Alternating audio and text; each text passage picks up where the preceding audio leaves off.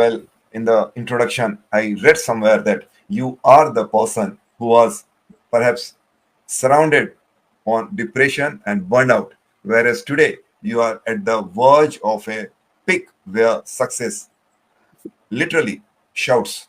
So, would you please like to tell something more about your journey so that the listeners will get inspired?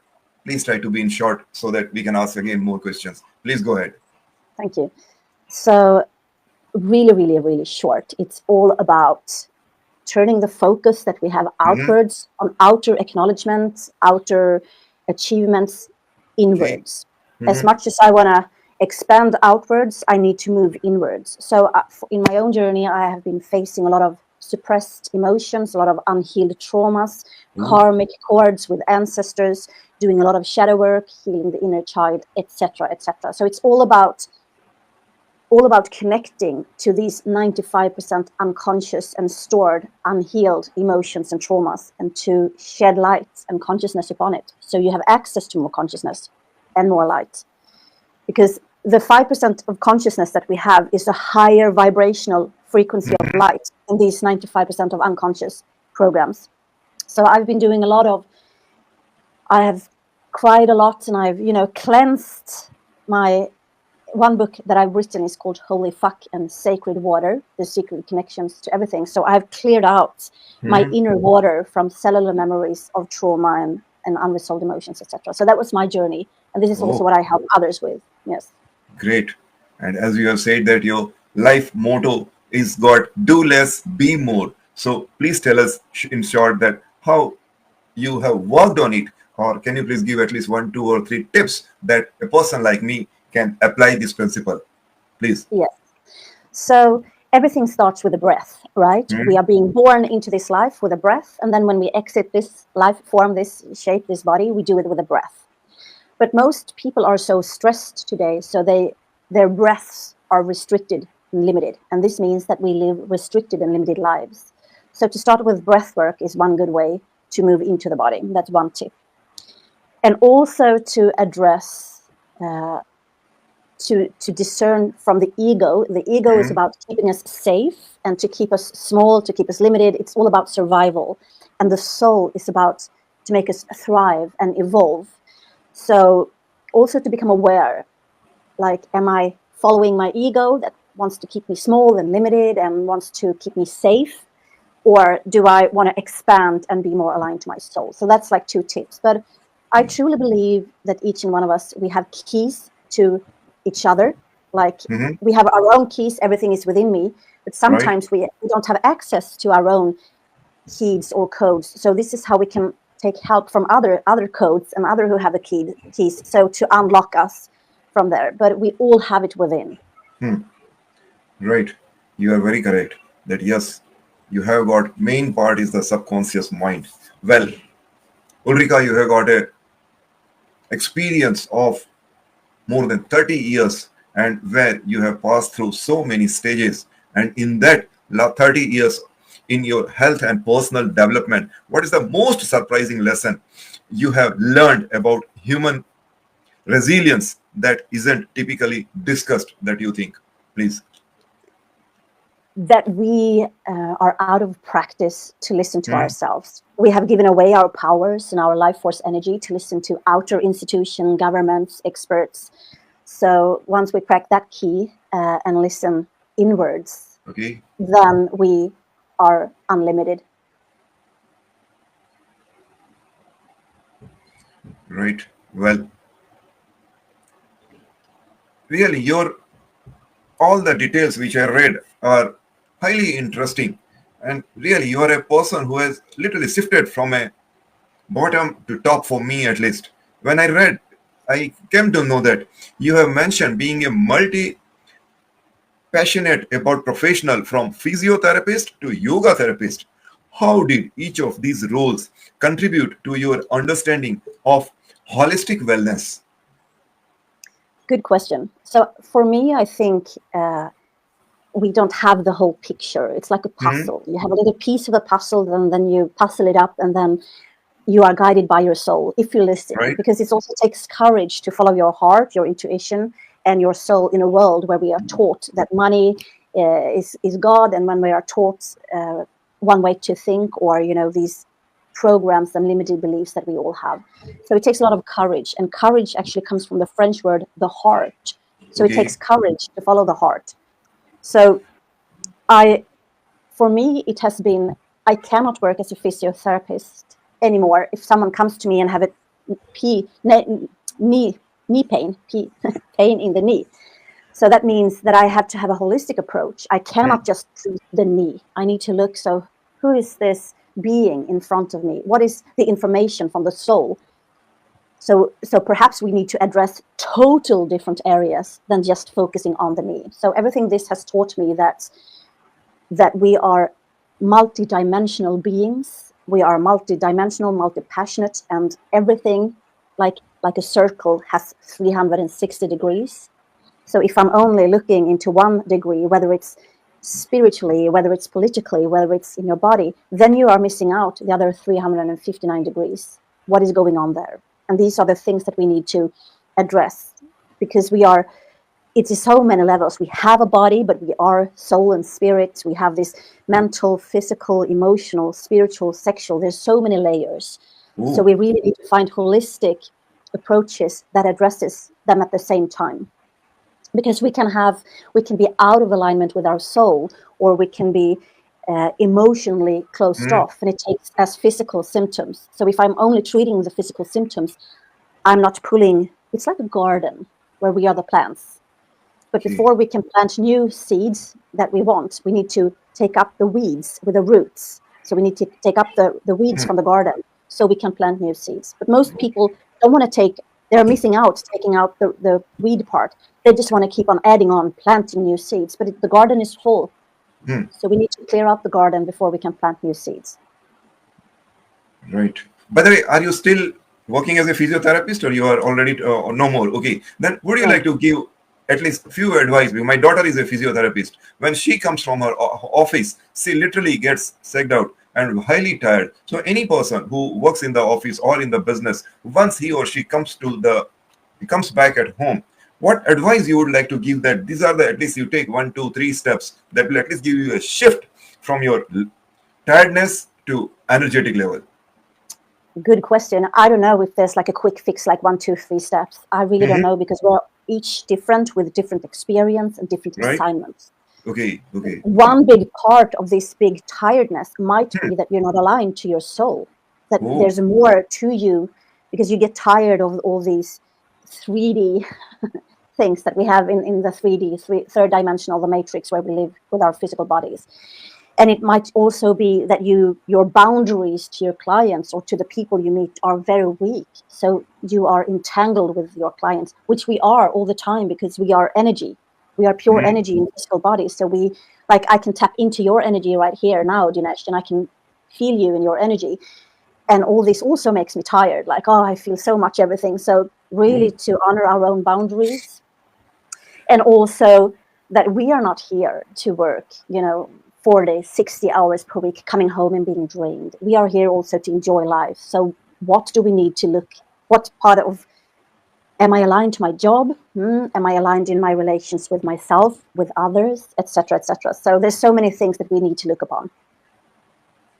Well, Ulrika, I agree with you, but at the same time, at present, I have got 3 generations at my home: me, my children, and their children.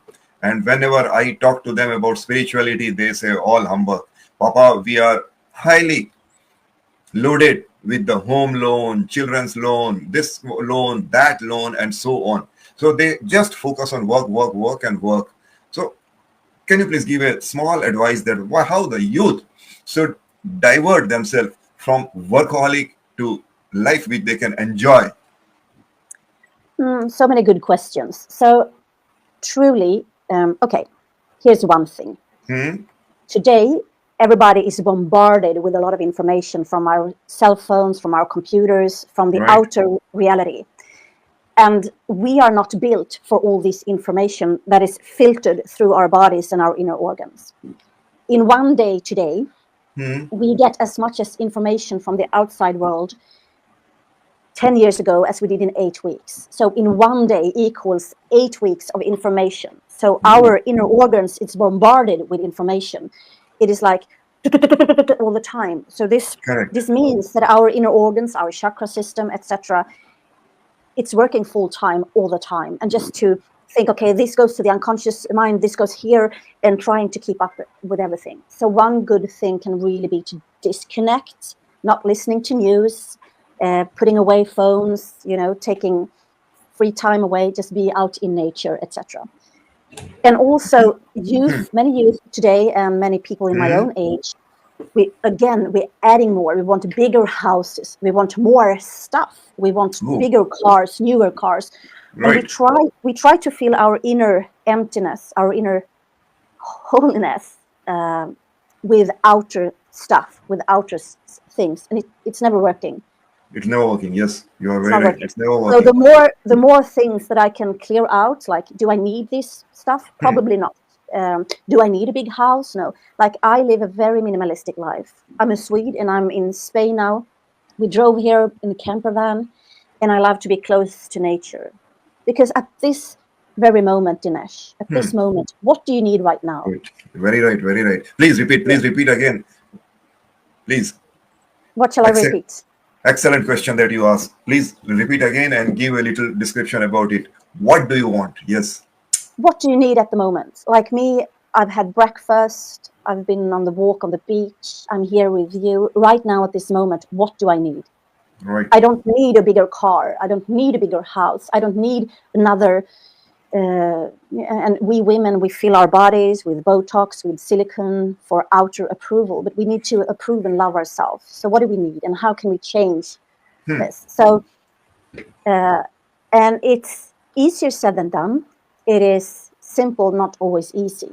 But if you are following the guidance of your heart, if you Right. have the courage to listen, and then, like, do we need new clothes following fashion? No, probably not, because at the end of the day, it's all about, money.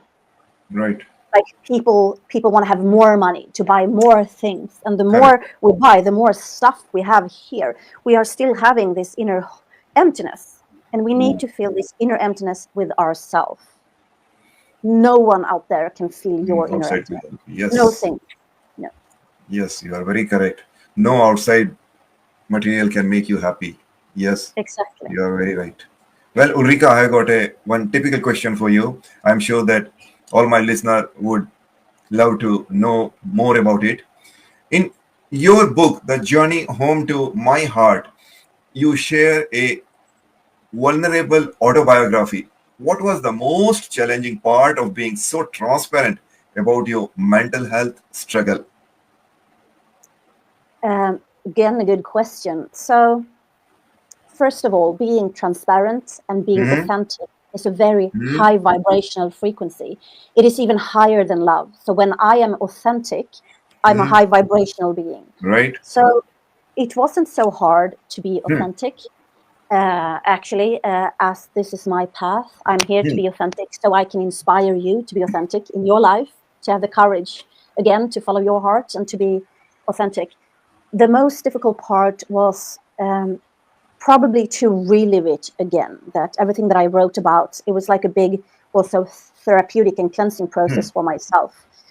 But the biggest challenge for me at the time was that I was a single mom to my two Hmm. kids while being depressed, out of money, out of job, and wanted to commit suicide. So that was the Hmm. big challenge in my life to navigate through, and here I am. Right. Great. You are a real inspiration for all of us. Well, Thank you. Ulrika, if you permit, let us talk about your one of the next book, which is Holy FCK and Secret Water. That title is bit intriguing. What made you choose such a provocative approach to discussing spiritual connections? How you connect spiritually with the title, please? So, again, uh, it's a book that is a game changer. It is a must read. It is very deep and profound. Hmm. And for that kind of a book, you can't have a bland title.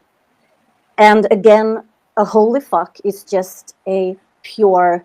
connection of the sacredness of everything we see in the universe, like the feminine, the masculine, yin, yang, the sun, the moon, Mother Earth, universe. So that's the pure energy.